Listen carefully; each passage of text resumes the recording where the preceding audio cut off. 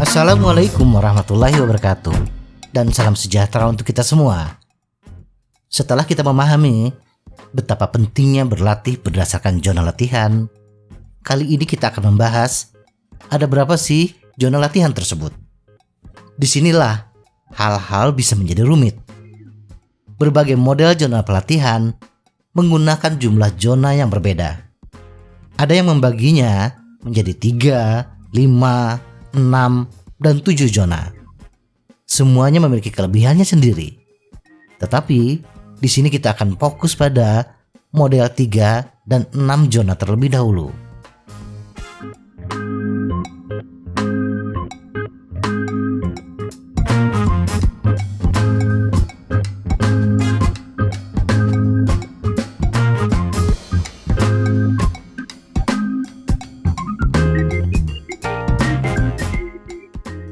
Tiga zona pelatihan. Model 3 zona didasarkan pada fisiologi internal tubuh dan dibagi menjadi zona-zona yang setara dengan bersepeda dengan mudah, sedang, dan keras, atau zona hijau, kuning, dan merah. Kebanyakan kita dapat dengan mudah memahami model 3 zona ini.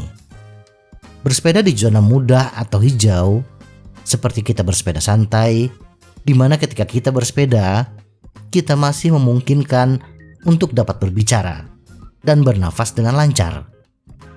Dan kita masih mungkin untuk mengucapkan satu kalimat penuh tanpa terputus-putus.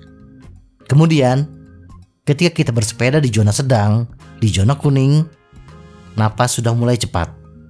Walaupun kita masih bisa berbicara dengan jelas, tetapi sudah sulit mengucapkan satu kalimat penuh tanpa terputus-putus. Kita hanya bisa berbicara 1 atau 2 kata saja.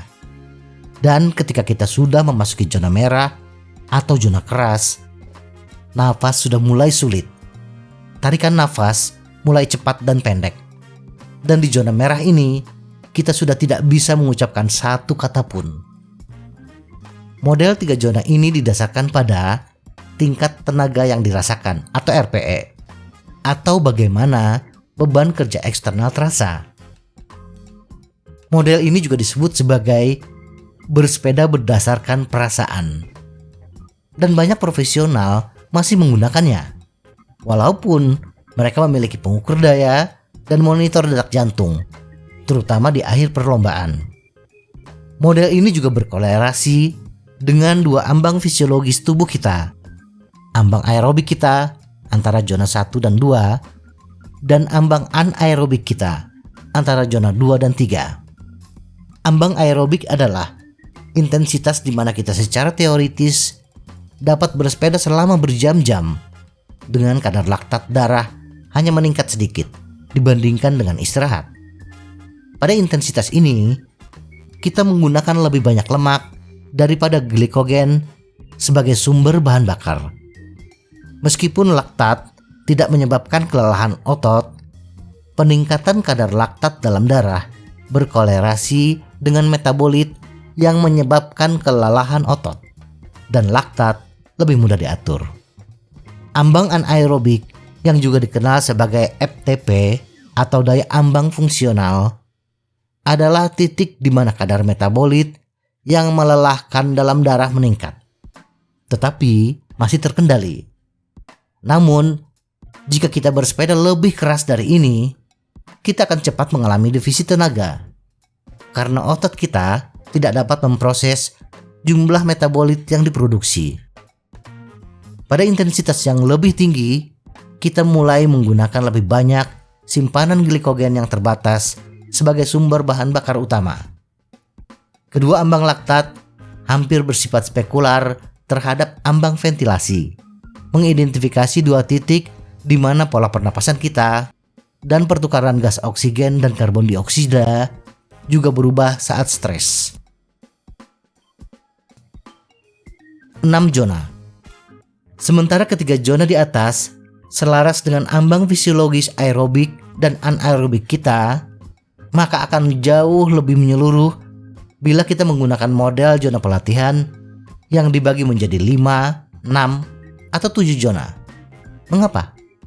Secara sederhana, hal ini memungkinkan pesepeda dan pelatih untuk menargetkan adaptasi dengan lebih spesifik, sehingga kita dapat lebih menargetkan area bentuk tubuh kita. Di sini kita hanya akan fokus pada model 6 zona, berdasarkan zona yang awalnya diperkenalkan oleh Dr. Andy Coggan. Jika kita menggunakan detak jantung, maka kita akan mencapai puncaknya di zona 5 atau zona ke-6, di mana pada zona ini kita melakukan upaya habis-habisan dan detak jantung kita tidak dapat bereaksi cukup cepat.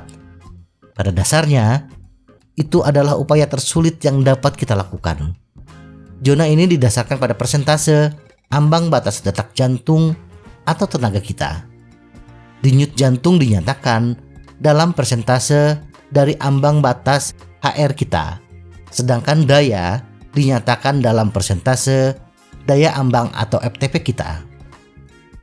Zona 1, pemulihan aktif.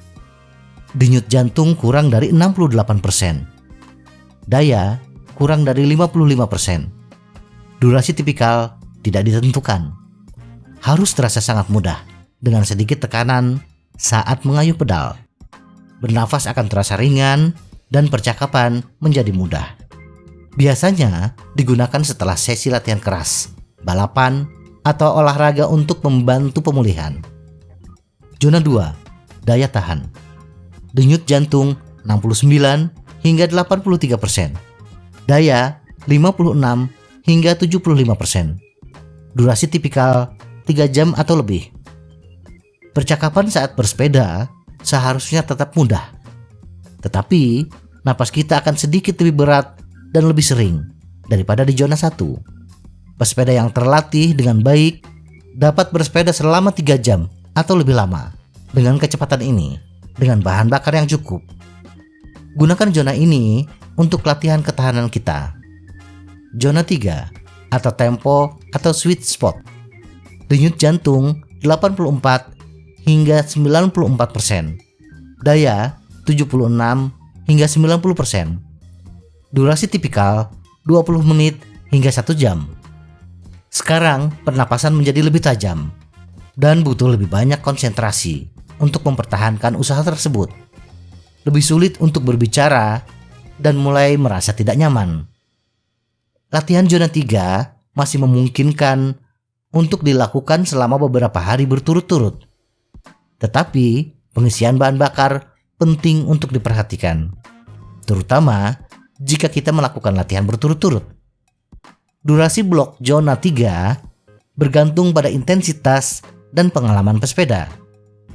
Batas bawah zona 3 dikenal sebagai zona tempo. Sementara latihan sweet spot meningkatkan intensitas tepat di bawah ambang batas. Zona 4, ambang batas. Denyut jantung 95 hingga 105%. Daya 91 hingga 105%. Durasi tipikal 10 hingga 30 menit. Percakapan sudah mulai sangat sulit dilakukan ketika memasuki zona di sekitar functional threshold power atau FTP. Dan napas kita akan terasa berat, tetapi tidak tegang. Kita akan merasakan rasa terbakar dan akan membutuhkan konsentrasi dan tekad mental untuk tetap berada di zona ini. Jadi, latihan di zona 4 ini biasanya dibagi menjadi beberapa blok atau interval dengan durasi 10 hingga 30 menit. Sebaiknya jadwalkan hari santai atau perjalanan pemulihan setelah sesi dengan jumlah latihan ambang batas yang solid. Zona 5, volume oksigen maksimum. Denyut jantung lebih dari 106%. Daya 106 hingga 120%. Durasi khas 3 hingga 8 menit. Ini adalah zona sulit yang menyakitkan untuk dikendarai selama lebih dari beberapa menit. Jadi kita pasti akan menderita. Bernafas akan terasa berat dan upaya akan sulit dipertahankan. Ini karena kita akan mencapai volume konsumsi oksigen maksimum atau volume oksigen maksimum. Jika kita merasakan semua sensasi di atas, kita berada di tempat yang tepat. Akan sulit untuk mendapatkan detak jantung rata-rata yang tepat selama upaya ini. Jadi berkonsentrasilah pada apa yang dirasakan oleh tubuh kita. Keesokan harinya, kita harus tetap berada di zona 1 atau 2. Zona 6, kapasitas anaerobik. Denyut jantung sulit untuk dihitung. Daya lebih dari 121%.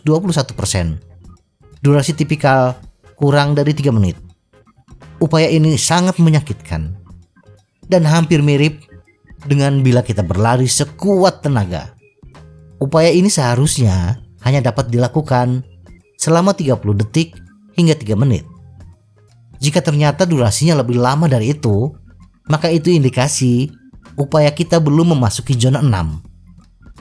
Akan sangat sulit untuk melakukan latihan pada hari-hari berikutnya.